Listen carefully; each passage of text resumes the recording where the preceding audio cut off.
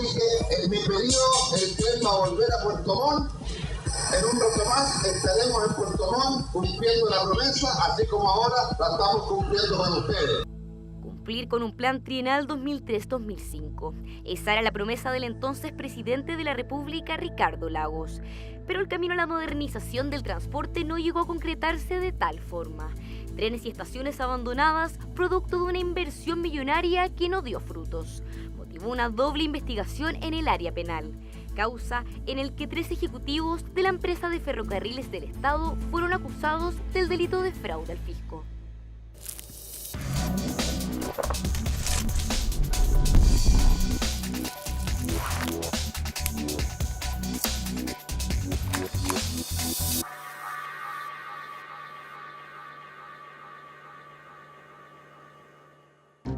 Investigaciones periodísticas, querellas del Consejo de Defensa del Estado y de parlamentarios advertían irregularidades en EFE. Asesorías gerenciales no realizadas y honorarios por labores inexistentes eran solo algunas de las prácticas presuntamente ejecutadas en distintos años. Nos dimos cuenta de que existían hechos, incluso que estaban descritos en la misma querella, que abarcaban periodos anteriores al mes de junio del año 2005, es decir, a la entrada en vigencia de la reforma procesal penal en Santiago, lo cual determinó en definitiva que se abrieran investigaciones en paralelo. Corría el año 2007 y 2 causas judiciales comenzaron en paralelo.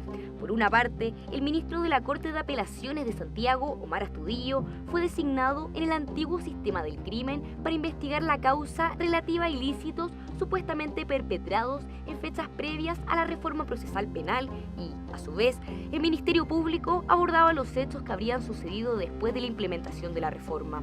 Investigaciones que derivaron en un total de 14 personas imputadas, 3 de ellos vinculados a la empresa de ferrocarriles del Estado. En el caso de Luis Ajenjo, Patricio de Gregorio y Eduardo Castillo, fue aquella línea de investigación que fue llevada a juicio oral. En el caso particular de esos 3 imputados, el delito investigado y aquel por el cual se formuló acusación era un delito de fraude al fisco. Entre las acusaciones del ente persecutor estaba que el administrador público, Patricio de Gregorio, quien por primera vez habla con la prensa, fue contratado honorarios por EFE y habría realizado asesorías inexistentes y utilizó el copy-paste en sus informes entregados a la empresa ferroviaria. Yo cuando encontraba buenas presentaciones o presentaciones mías sobre temas específicos, las remitía y ellos pensaron de que ese era el respaldo de mi asesoría, lo cual no era verdad, no era correcto. A juicio del Ministerio Público, las prácticas imputadas eran constitutivas de delitos reiterados de fraude al fisco, ilícito sancionado en el artículo 239 del Código Penal, todos en grado de consumado. Para el expresidente de EFE, Luis Ajenjo, y para el asesor, Patricio de Gregorio, pedían 5 años de presidio, mientras que para el gerente general de la estatal, Eduardo Castillo, pedían 4 años. Se le imputaba que él había trabajado, supuestamente para EFE, desarrollando trabajos que no existían y por los cuales él habría obtenido una remuneración de forma ilícita, lo cual está sancionado efectivamente por la legislación chilena.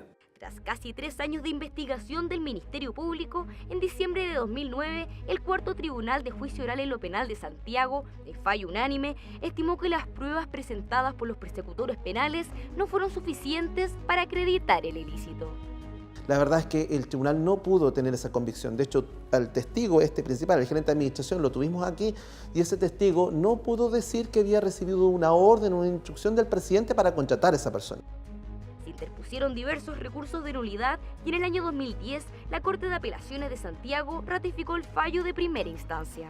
Nosotros recurrimos de nulidad en su oportunidad, tuvimos un voto favorable en la Corte de Apelaciones para efectos de anular el fallo y el juicio, pero no pudimos realizar un segundo juicio y también ocurrió lo mismo en la justicia del crimen a través de esta resolución a la que usted hacía alusión en la Corte Suprema. En abril de 2014, el ministro Omar Astudillo condenó al presidente del directorio de EFE, Luis Ajenjo, a 3 años de presidio, pena que fue ratificada por la 7ª Sala de la Corte de Apelaciones de Santiago, ya que se acreditó la responsabilidad de las defraudaciones. Sin embargo, un año después, la Corte Suprema acogió el recurso de casación y absolvió a Ajenjo. Según establece el fallo de la 2ª Sala, no hay una defraudación dolosa, sino que un reproche administrativo por descuido de deberes. una vez que salió nuestra decisión de absolución, medios de comunicación importantes llamaban a la opinión pública a aprenderse nuestros nombres de los jueces de memoria, para recordar a estos jueces malvados que habían absuelto a estos imputados. Dos investigaciones penales independientes del sistema antiguo y el reformado que derivaron en absoluciones, aunque en otras aristas hubo condenados en procedimientos abreviados. El caso quedó marcado en los intervinientes del proceso por ser uno de los primeros juicios de larga duración y para la opinión pública como una promesa incumplida.